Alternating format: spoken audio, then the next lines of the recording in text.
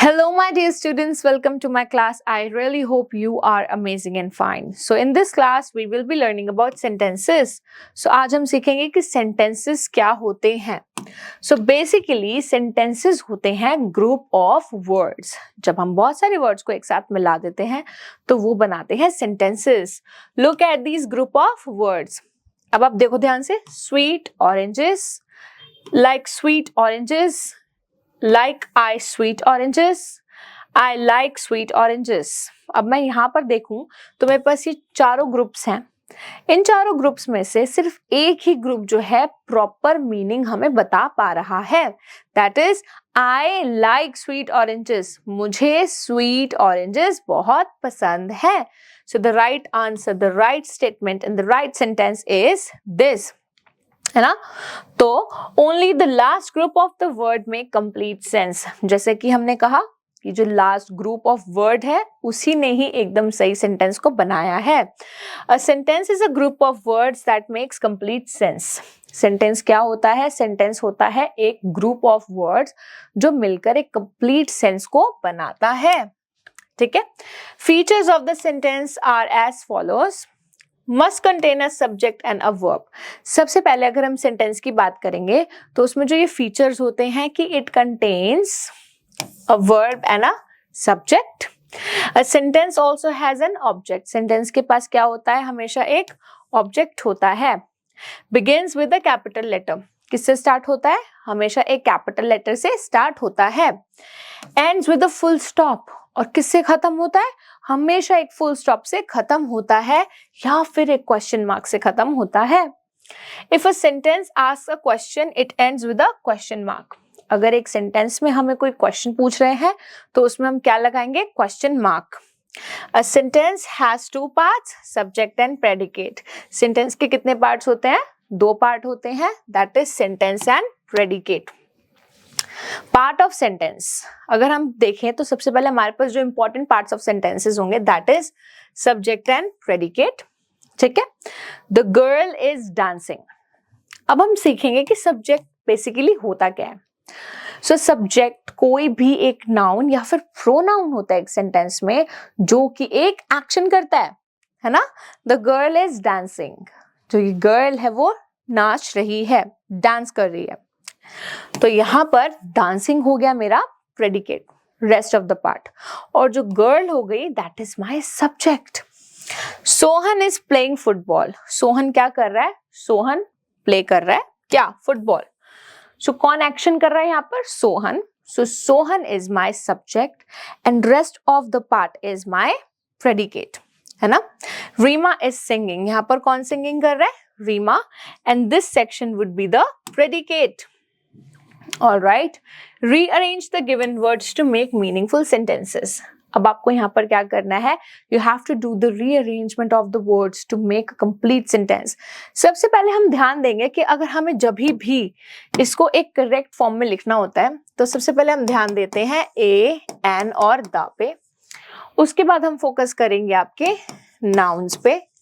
Nouns या फिर pronounce होता है. फिर क्या होगा? Is, am, are.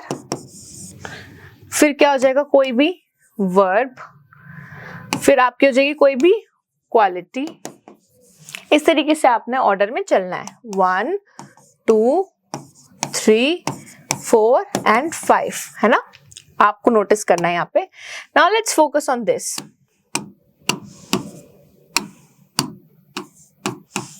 Okay. Sweet is sugar. अब आपको पता है कि यहाँ पर ए एन द वाला तो है ही नहीं, तो हम यहाँ पर क्या लिखेंगे? नाउन या फिर प्रोनाउन. That is sugar. तो मैंने यहाँ पे पहले लिख दिया शुगर. उसके बाद हम लिखते हैं इज, एम, आर. तो यस हमारे पास क्या है? इज. तो मैंने यहाँ पे लिखा शुगर इज स्वीट. और यहाँ पर मैंने इंफॉर्मेशन दी तो जो मेरा सेंटेंस है वो एक फुल स्टॉप से खत्म होगा. Tall is women the. यहां पर भी आप देखोगे कि द है तो सबसे पहले मैं यहाँ पे लगाऊंगी द. उसके बाद नाउन या फिर प्रोनाउन. तो मेरी जो नाउन है यहाँ पे क्या है? वुमेन. The women. उसके बाद हम लगाते हैं इज, एम, आर. तो मैंने लगाया द वुमेन इज और फिर quality. What is the quality? Tall. तो मैं यहाँ पे क्या लिखूंगी? Tall. Okay. Moving to question number 3।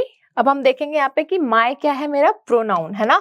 हम यहाँ पर सबसे पहले नाउन या प्रोनाउन भी लिखते हैं, तो माय मेरा क्या है, pronoun. My pencil, pencil my तो नहीं हो सकता, लेकिन माय पेंसिल इज शार्प, मेरी पेंसिल क्या है, मेरी पेंसिल शार्प है ना। Now question number 4 and 5, this is something that you have to do it by yourself. All right, moving to the next exercise. Rewrite the sentences, putting in the capital letters and full stop. अब आपको यहाँ पर क्या करना है? You have to do the punctuations. Alice went to the fair yesterday. Alice कहाँ गई? Fair में गई. तो आप यहाँ पे लिखोगे, हमें पता है कि कोई भी सेंटेंस हमेशा एक कैपिटल लेटर से स्टार्ट होता है, तो मैं लिखूंगी Alice went to the fair. Fair मतलब मेला, ठीक है ना, जहाँ पे झूले लगते हैं, yesterday. और यहाँ पर मैंने एक इंफॉर्मेशन दी, तो मैं इस सेंटेंस को एक फुल स्टॉप से खत्म करूंगी. Okay, Ashok is 8 years old. अब यहाँ पर हम देखेंगे कि एक तो पहले ये नाम है किसी पर्सन का, सेकेंडली हमारे सेंटेंस का फर्स्ट वर्ड है, तो फर्स्ट वर्ड का फर्स्ट लेटर हमेशा कैपिटल होगा. अशोक इज 8 years old, ठीक है. All right, question number 3. There are 7 days in a week. तो हमें पता है कि फर्स्ट वर्ड का फर्स्ट लेटर होगा कैपिटल, तो हम यहाँ पे लगाएंगे capital T. There are 7 days in a week. मैं यहाँ पे लिख रही हूँ इसको days in a week. और जब मैंने यहाँ पे इन अ वीक लिखा, मैंने इसको खत्म करा एक फुल स्टॉप से. Question number 4, this is something you have to try by pausing this video. Alright, circle the subjects and underline the predicate. अब आपको क्या करना है, यहाँ पर सब्जेक्ट्स को करना है सर्कल, और रेस्ट ऑफ द सेंटेंस जो कि प्रेडिकेट होता है उसको आपने करना है अंडरलाइन, ठीक है. The furniture is in this room is very old and worn. जो फर्नीचर इस रूम में है वो बहुत ज्यादा ही पुराना और टूटा फूटा है. तो हमें पता है कि हम किसके बारे में बात कर रहे हैं. We are talking about the furniture. So जो फर्नीचर हो जाएगा मेरा, that would be my subject and this section is my predicate. All right, moving to the second question. A stranger knocked on the door early one morning. एक stranger ने door पे क्या करा था, नॉक करा था. तो हमें पता है कि यहाँ पर नॉक किसने करा, stranger ने, तो जो एक्शन करेगा वो मेरा सब्जेक्ट होगा, और rest of the part would be my predicate. Alright, moving to the third question. The television has not been working properly since last week. क्या काम नहीं कर रहा, हम किसके बारे में बात कर रहे हैं, we are talking about the television. So television would be my subject, has not been working properly since last week. ठीक है. Now moving to question number 4. You and Rita can walk to the park together. है ना. तो अब यहाँ पर हम देखेंगे कि कौन पार्क तक वॉक करके जा सकता है. You and Rita. So ये दोनों मेरे क्या हो जाएंगे, सब्जेक्ट. क्यों, क्योंकि ये दोनों एक्शंस कर रहे हैं.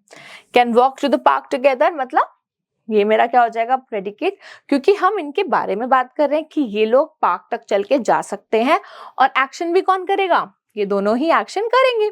So that would be my subject and this part would be my predicate. All right, now question number 5 is something that you have to do it by yourself. So all right, my dear students, I really hope that you have understood each and everything in this video. Rest of the sections and parts we will be doing in our next class. Thank you so much for watching this one. Till then, take care. Bye-bye.